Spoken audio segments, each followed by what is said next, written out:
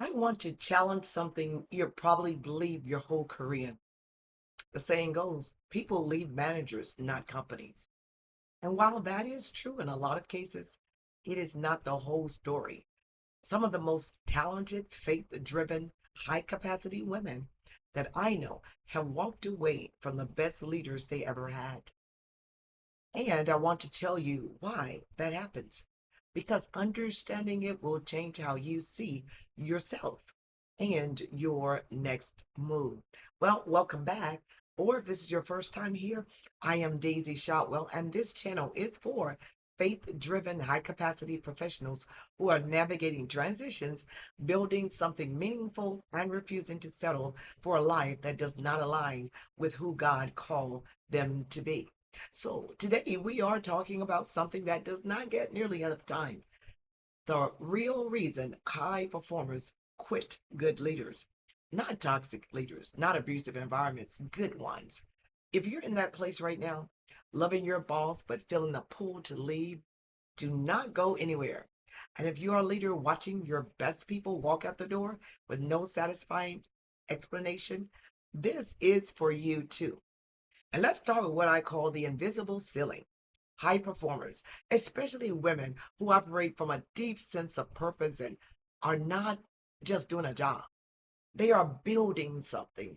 And even when they are sitting in someone else's organization, they carry a vision that often exceeds the scope of their current role. And at a certain point, even the best leader cannot contain what they were made to do. Here is something I've heard from women in transition over and over again. And it sounds something like this. The problem was never my manager. The problem was that I had outgrown the container, and no amount of good management was going to change that. That phrase, outgrown the container, is one of the most honest ways to describe what is happening when a high performer starts getting restless in a role that looks great on paper. And here's the hard truth for organizations. The exit interview is not going to capture this. It will check a box that says limited growth opportunity. What it will not capture is the deeper truth that the employees stopped believing the organization had a ceiling high enough for who they were becoming. Mm. That is not arrogance. That is assignment. And we'll come back to that. Now, let's talk about what high performers are actually communicating when they hand in that resignation letter, because most of the time they do not say all of this out loud, and we know that. My contribution, number one, my contribution has exceeded my compensation and my title. High performers track this gap, whether they mean to or not. They see what they produce, they see what they receive, and when that gap becomes a canyon, even a great leader cannot close it alone, because closing it requires organizational authority they may not have. And you are nodding right now. I see you. You have been producing at a level that your title and your paycheck do not reflect. And your great manager knows it, but their hands are tied.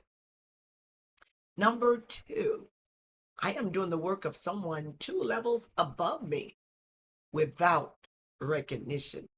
This one is particularly common for women who are competent, dependable, and do not make a lot of noise. Their overextension gets normalized.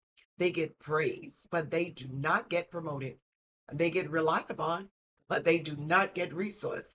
And over time, praise without promotion starts to feel like a very beautiful cage. It looks nice on the outside, but you're not free. Number three, my values and this organization's direction are no longer aligned. For faith-driven professionals, this is often the decisive factor. You can generally respect a leader and still recognize that the organization is moving in a direction that conflicts with your purpose and your convictions. This is not disloyalty. This is discernment. And there is a big difference. Number four, I need to build, not just execute. Some people were wired to create, lead, and own outcomes, not just deliver them on someone else's timeline. And eventually, the entrepreneurial pull becomes stronger than the stability pull. And when that shift happens, no amount of flexibility or great management reverses it. And this is where I want to stop and ask, which of these four resonates most with where you are right now? Drop that in the comments now. I read every single one. Now let's talk to the leaders watching this, or the high performers who are also leading others. The honest answer about what leaders can do to prevent this, it is not always enough.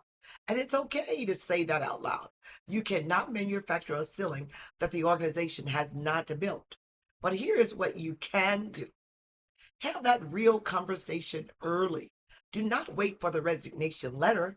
Ask your high performers where they want to be in 3 years and whether this organization has a realistic path to take them there. If it does not, say so. That honesty builds more trust than a silent promise you cannot keep.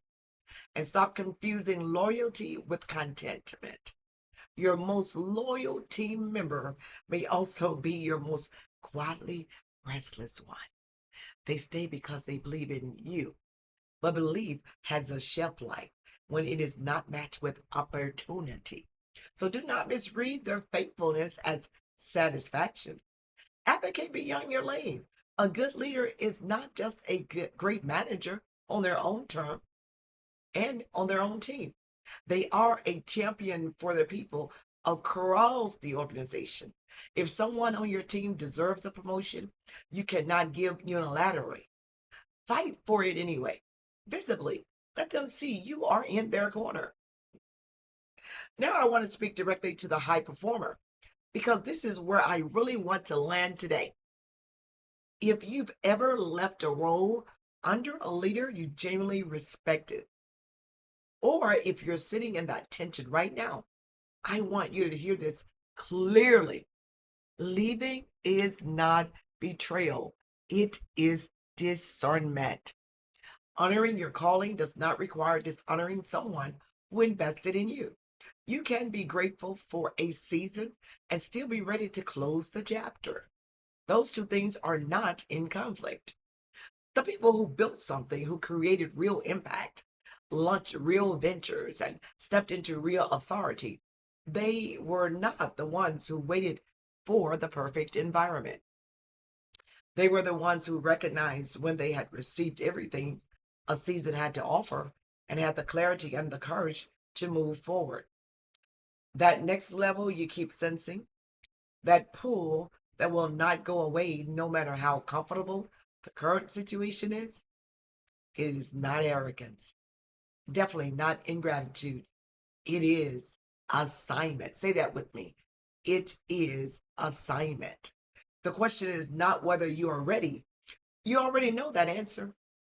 The question is whether you are willing to trust what you know about you, about yourself. Well, if this video spoke something to you that you have been carrying, share it with someone who needs to hear it. And if you are in active transition right now, navigating what is next, trying to get clarity on your calling, your career, or your business, I want to invite you to visit daisyshotwell.com. I work with high capacity, faith driven professionals who are done settling and ready to align their gifts with what God actually called them to build. Subscribe if you have not already done so, and drop a comment telling me which of those four resonated most with you. And if you can throw in why, I would love that. I'm a why woman. And I will see you in the next video.